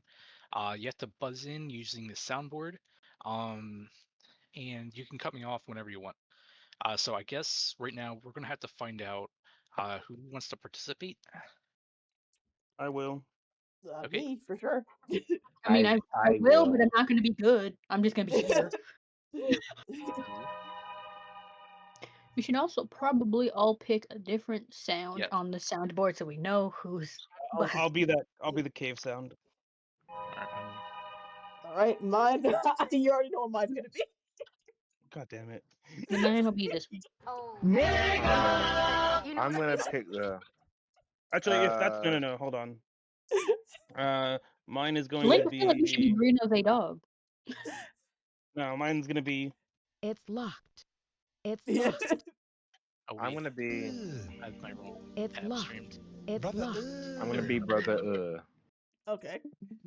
Oh, Wait, that's no. In the sense that no. You know what I mean? Maybe this is the key to the jail cell. Actually, I like that better. Maybe that's the key to jail cell. All right, can we do it one at a time, just so that?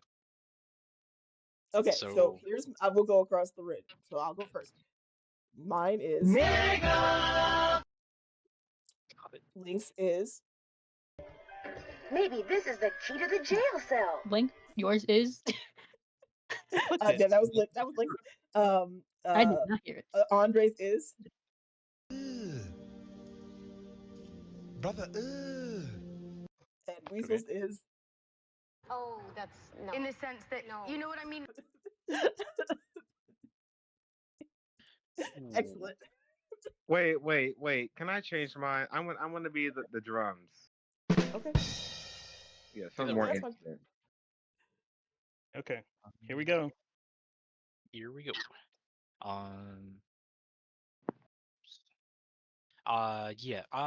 This isn't quite correct. I think there are only. I ended with 13 statements and one shiny question. So that's gonna be. What's the greatest prize of all? It's gonna be 15 instead of 18 points. The greatest prize. The greatest prize. Rights. Rights. Yippee! I love that fucking big toothed ass motherfucker. Yeah. That is one happy emoji. Jesus Christ. Look at them chompers. Okay. First one up. All right, Act 1. I will So, support the first statement. The spell Speak with Dead is an interesting mechanic that allows for the player to ask a list of questions to certain slain characters that you encounter that can prompt compelling dialogue and uncovering missing details in the story. The perished target relies on the player in a. The perished target replies to the player in a stilted and lifeless In the manner. sense that no. You know what I mean? Yes. Sorry, I kind of read ahead. Actually, it's not all of the companions because Will doesn't have one. Wow. That's the one thing I remember. Wow. Is I that think- true? Because I didn't look up that. Yeah, part. that's true. That's true. Yeah, that is Is it true. That is true? true. Wait, what is it? Where does it say that the where does it? A list of it's the last sentence. A list of NPCs that the player can speak with includes all of the companions. Blah, blah, blah, blah, blah, Oh, blah. Sorry, I read Tahira because has I one. can't Does Tahira hear have one? correct. I can't hear well. okay, but I assume that wasn't the one. That wasn't the one you were actually going for. Yeah, Yeah, that's that was still a not the one I point. was going for, Yeah, it's still but a point, but I Maybe this is the key I to the don't, the way jail that cell. it works Listen, on the that's show. probably the only point I'm gonna get okay, today. wait. This is the key to the jail cell. Okay, stop for a second. What was it, Ryan? Yeah. The way that it works on the show is that there can only be 1 point awarded per question, but I guess we'll just do if you can get someone else can get another point if you know the other thing that's wrong here or the intended Okay. wrong. I was gonna say the body isn't really lifeless. It kind of floats into this fucking air and moves around a bit. It's not exactly lifeless. You didn't say actually. Actually, and also, the it explicitly says lifelessly, so I don't really think that that's it. The corpse regards you lifelessly. All right. Did you want to buzz back in and then? Maybe this is the key to the jail cell. actually the body floats. No, that's not what I'm going for. You're on thin ice. I just had to make sure you didn't say actually, so I was gonna respond. So. No. Okay. No, that's not it. All right. I'm gonna give like. Let me read the question again. Yeah. Is an interesting mechanic that allows the player to ask a list of questions to a certain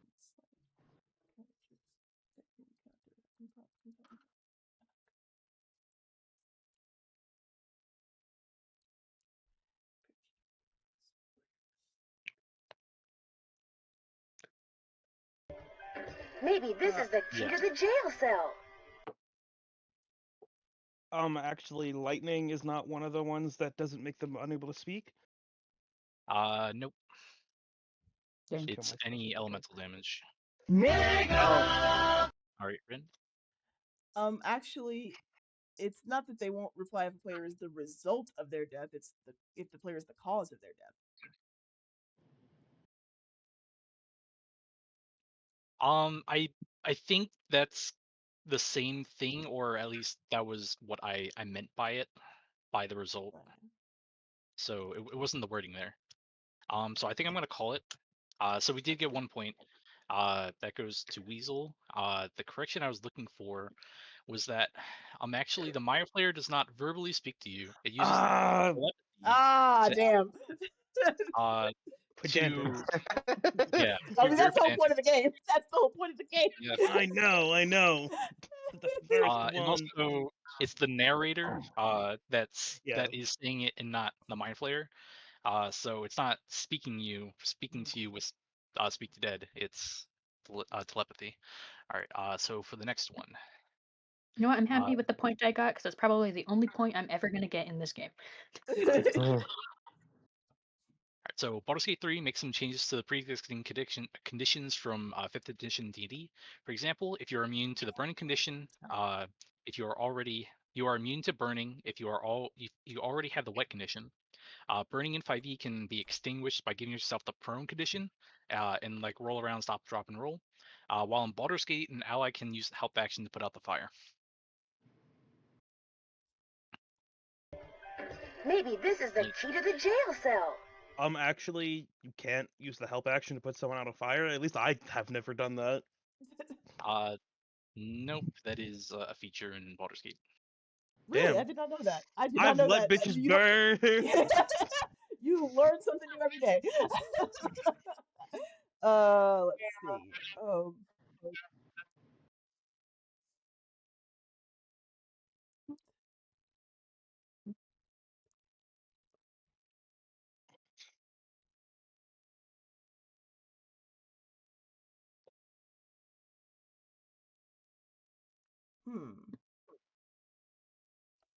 Do you want me to read it out loud one more time, or are you just reading it here? Oh, that's I'm pulling this out of my ass here. Actually, you're not immune to the burning condition if you're what? No, you are immune. Yeah, That does make that would be like a very weird thing, but it is a part of it. Rin? Actually, the changes uh aren't from 5th edition, or aren't to 5th edition. Can you word that a little, like elaborate? So like Uh, it makes some changes to pre-existing editions from the 5th edition. So it changes it from a different edition, not the 5th edition. no. You're in the right area. It's not from a different. It's a change from 5e. If someone can't be more specific, then I'll give you the point. Yeah. My only other thing is it can't be extinguished by giving you the prone condition in 5e. No, Weasel said that.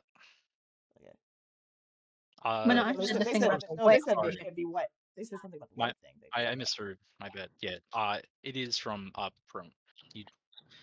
So Rin, you'll get the point. Okay. The correction I was going for is that burning is not a condition in 5e. It's considered a hazard. Oh. And yeah, while in Baldur's Gate it is considered a condition. Alongside like all the new ones like wet. Yeah, wet. Sorry. It's the wet Wow. things. Wet. What else? Like electricity. Frozen. Right. And in D&D, hazards are other things like malnutrition, dehydration, webs. Like I don't know. I've never heard of that, and it might be like somewhere in the DMG. Okay. Okay. All right, we got 1 point Rin, 1 point Weasel. We got 2 points on the board right now. Just wipe out tomato Nice. count. All right. This is the last question before the first shiny question. Love it or hate it, as a result of the popularity of Baldur's Gate, the game's companions have become new mascots of the D&D brand, alongside characters like Drizzt the Warden, the Beholder, and the Displacer Beast. The companions have been featured in many of the Wizards of Coast IP, such as Magic the Gathering. They've been used on D&D Beyond as pre-made characters, as well as free miniatures in Project Sigil, their official PTT. In Magic the Gathering set Commander's Legends 2022, the characters Will and Astarion are featured on the card Astarion's Thirst.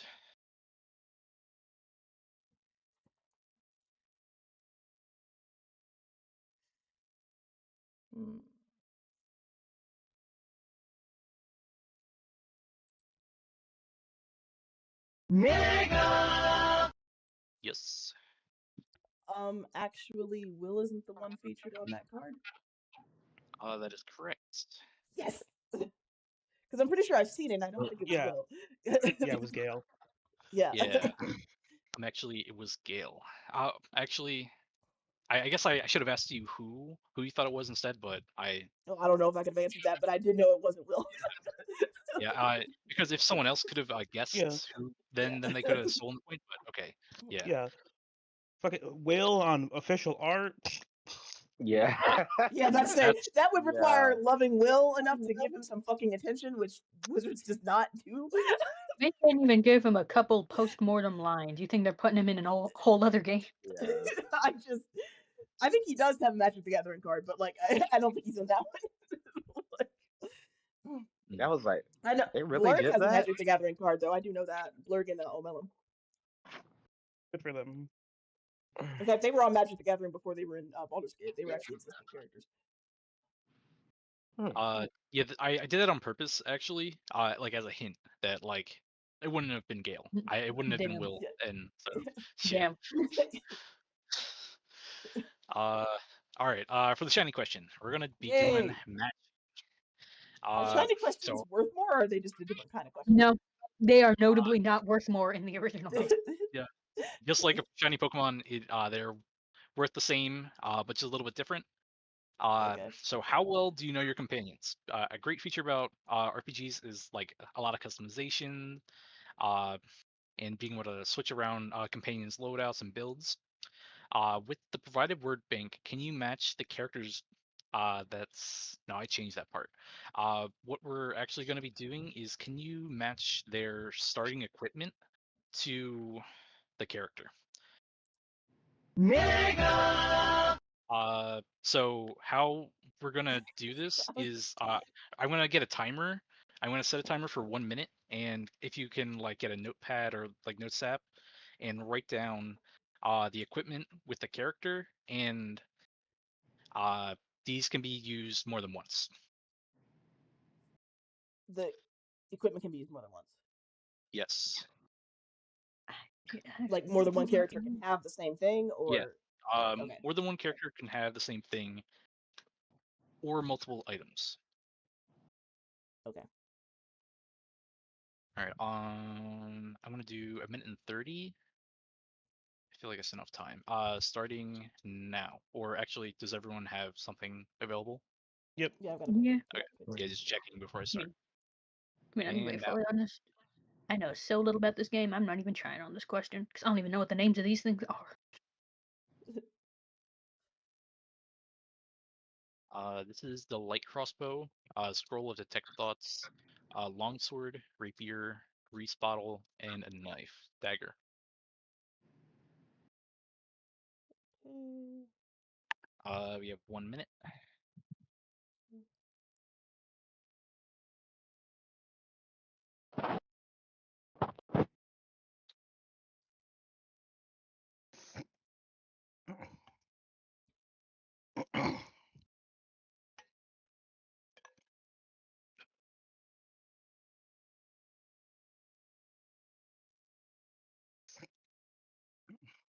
30 seconds left.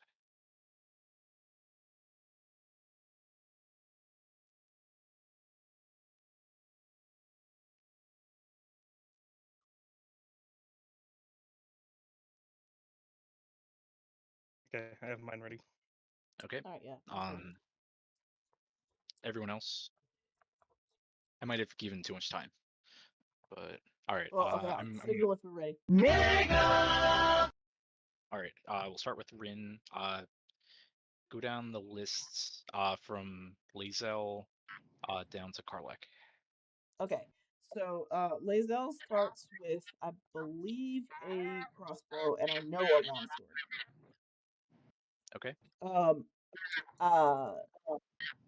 Shadowheart starts with, I think a crossbow, and that's all I have for her. Will starts with a rapier. I know that for a fact, and maybe Grease, but I'm not sure. Astarion starts with a dagger. I believe he also has a Grease.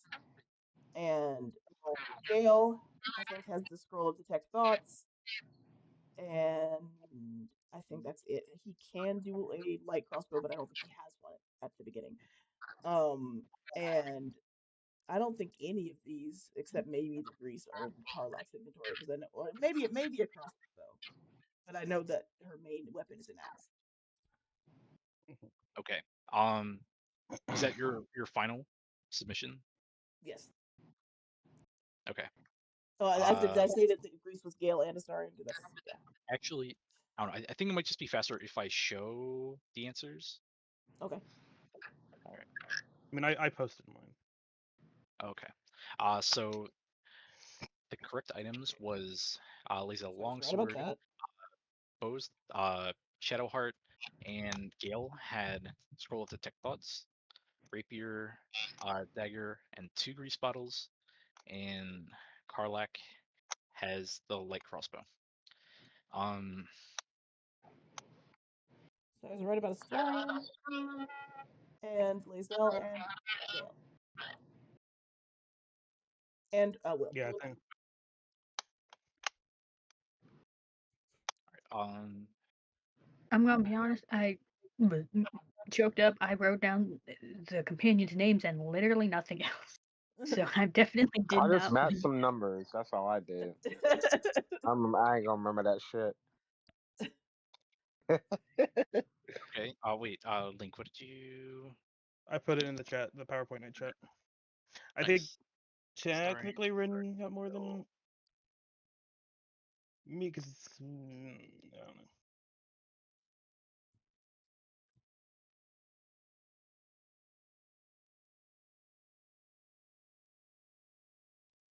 know. I'm looking at everything. You got everything right, but you have nothing for Gale. Yeah, Damn. I didn't remember Gale had that. That's the only one I got wrong. Yeah, and then I kind of changed this last minute, like I said. I was originally gonna do this like on Owlbear, and you would have like a limited amount of items, so that you wouldn't be able to give like every character the thing. Like give it every character like Mhm. multiple items. Um,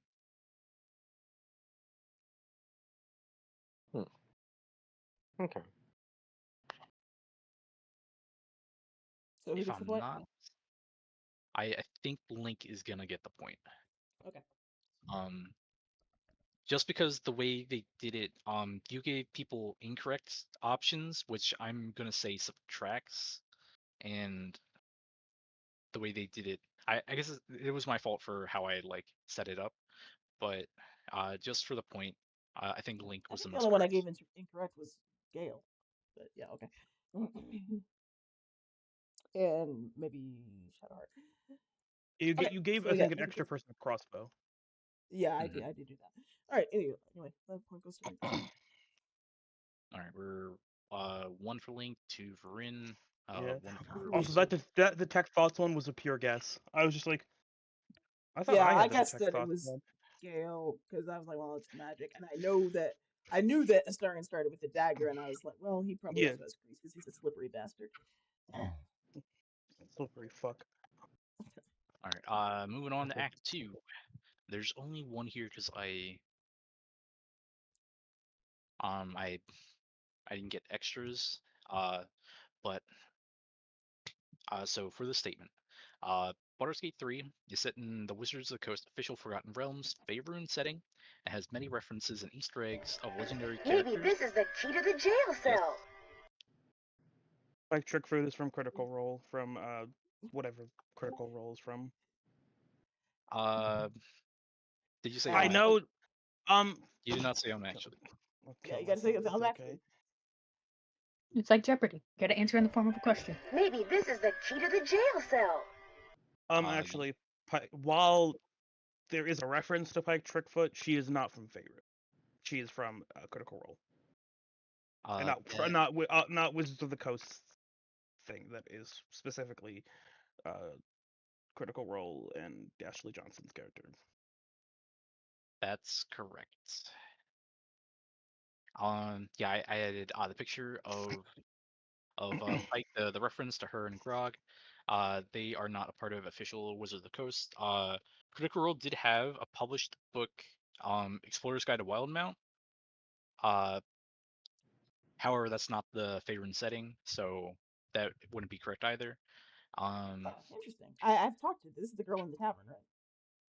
Yeah. Yeah. And then the Goliath that sits across from her is Grog. Yeah, I don't know. There's a lot of Easter eggs that I could have picked. This was the first one that came to mind. All right, cool. Moving on to the next one. Point for Link. Point for Link. Yep. Point for Link. Moving on to the next statement. In both D&D and Baldur's Gate, the Find Familiar spell is a useful tool for having a small-sized friend to aid in the action economy. In Act 3, you can discover Gale's Tresem Familiar from the Find the Missing Letters quest on the roof of the Open Hand Temple. If you cast Speak with Animals, Tara denies having anything to do with the fallen pigeons, but after successful checks, she admits to her crimes, and the player is left to intimidate, persuade. I wrote persuade twice. Oops. Deception, and if you are successful, she will stop. eating the pigeons.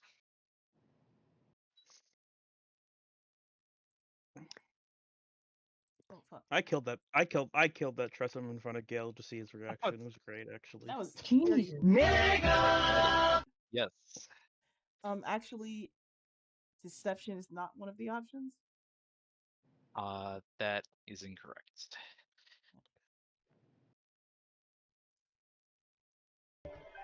Maybe this is the key to the jail cell. Actually, intimidation is not one of the checks.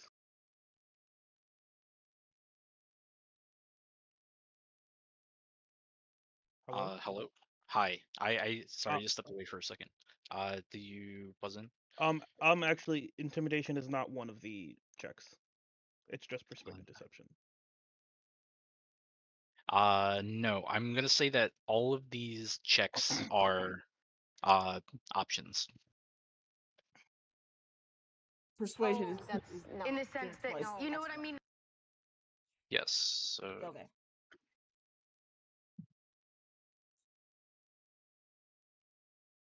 Okay. Weasel. Okay. Actually, because she's a familiar, you don't need to speak with animals. Can you be more specific? No. No. As much as I would love to, that's why. I don't. That isn't the intended wrong thing. Maybe but this if is you the key to could the say jail the cell. specific. Yes. Actually, technically, you don't have to speak with animals because Gale is talking to Tara, and it's the same thing. You just don't hear what Tara is actually saying. It's just Gale being like, it's Tara, and you just don't really hear that conversation. He hears it, to my knowledge, but you don't because it's not your familiar unless you do speak with animals. That's correct. Yeah, Weasel, if you Link added onto what you had said that if there were several things that were wrong here, but one of them was that I was gonna say something about the familiar as well because I'm like, is she technically a familiar? Because she's not like summonable or anything. But yeah, okay. Yeah, so actually Terra is not Gale's familiar, she's his friend. Also, Tresms are monstrosities, which don't apply for Find Familiar. So I guess technically she wouldn't be used as a Find Familiar spell. And also I said small size, and Tara is actually tiny, not small size category. Yeah, there's a whole bunch of things.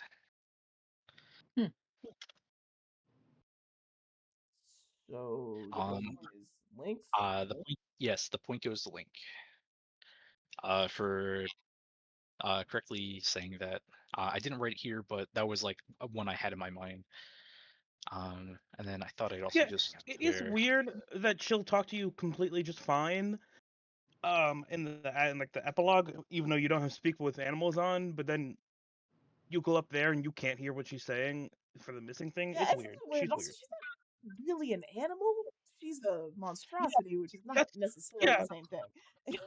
Which is why I was so confused when I went to, after I reloaded after brutally murdering in front of Gale. I was like, well, I can't. I mean, I guess if she knew what I did to her in a previous save, I guess she wouldn't want to talk to me that much. But I was just like, He knows what you did. Yeah, it is weird how she's like selective on when she, I mean, she's a cat. She probably just chooses not that she doesn't want to fuck with you. She probably don't actually have to cast speak with animals. She's just gonna decide whether or not she feels like talking to you. And then I had the clip because I thought it was funny. His reaction.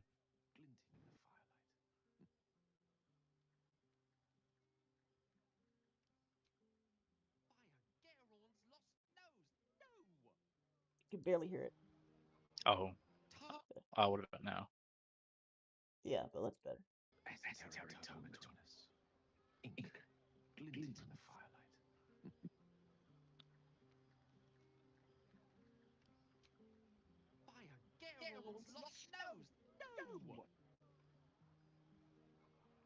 Tara is not any cat. She's a Tressum.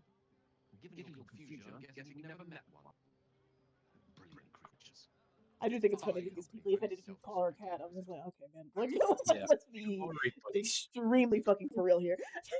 Like, you said it yourself. I've never heard of a Tresem before, so it's like no wonder. It's this attitude and the fucking Moon Lantern attitude he's got. I mean, that's just accurate to how cat people act.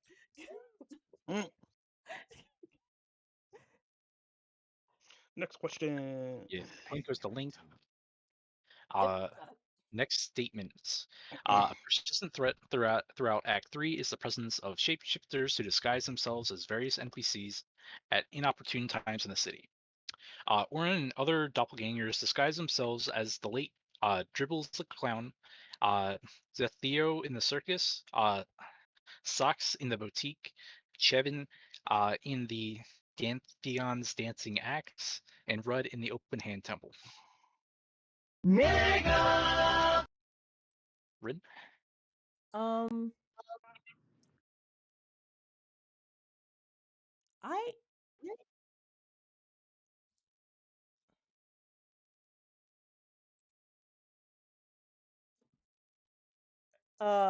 No, I mean they said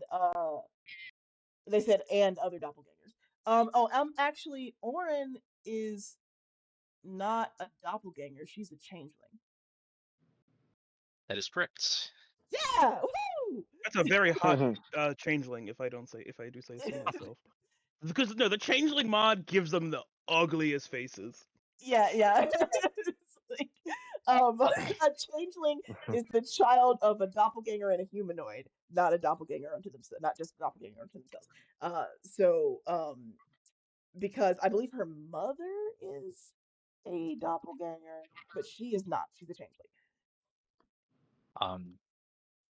Yeah, I don't know if I was a little confused by that when I was looking up, but like that's what it says in like the monster manual. That's what it said in the lore, but I wasn't sure if that's how they translated it to Baldur's Gate.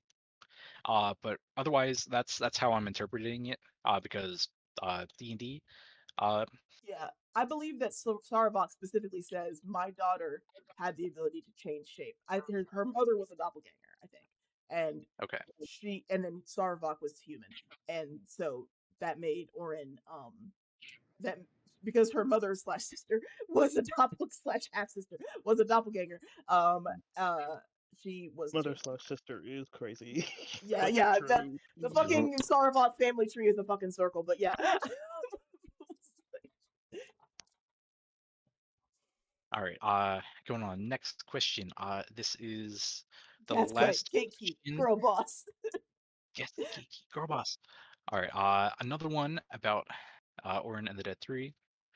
The main antagonists behind the cult of the Absolute, Ketheric Thorn, Orin the Red, and Ever Gortash are the chosen of the Dead 3. Maybe this is the key to the jail cell. Not the Raven. Actually, it's not the Ravenger. It's the Slayer. That's correct. I've heard them bitches talk about it too much. Damn, if I had read ahead, I would have gotten that. God damn it. I just see the Ravenger. I'm like, who the fuck is the Ravenger? It was another cookie puss. It was just like that. What was that thing you said the first time? Yeah. Oh, Cookie puss. Cookie puss. Orin's transformation bestowed on her by Baal is called the Slayer. The Ravenger is the second of 3 known Avatar manifestations of Baal and appears in Baldur's Gate 2 as the protagonist Taint as the Baal spawn. The third form of Baal is called the Beast, dating back to the second edition of D&D. I don't know. It's basically like a T-Rex, but from prehistoric. Hellos also got that because Hellos kind of joined late, but they get a point. Oh wait, are they in the chat? Yeah, they're in the chat. Oh, okay. Cool. Hellos, you get a point. All right, nice. Another point goes to Link. I think I forgot to recount the points. I have the points. Okay, cool. Points. Link is in the lead with 4. I have 3. Weasel has 1. Hellos has 1. And Andre does not have any. Damn. Dang. The only one I had was pure luck. Oh, I feel like I've seen a mod. Someone put this in the game, but I don't remember. Okay. All right. So for the shiny question, I put the answer on the screen, and I didn't. This was something I did. That was like the last thing I did before. Okay. So the way that the last shiny question works in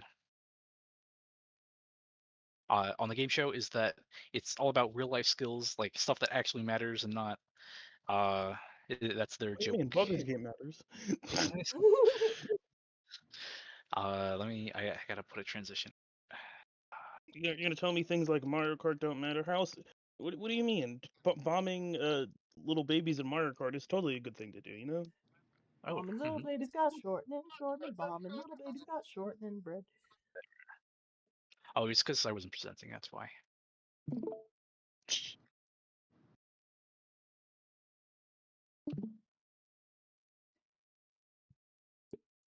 All right. For the final shiny question, knowing when and what to feed a child is kind of an important part of not killing it.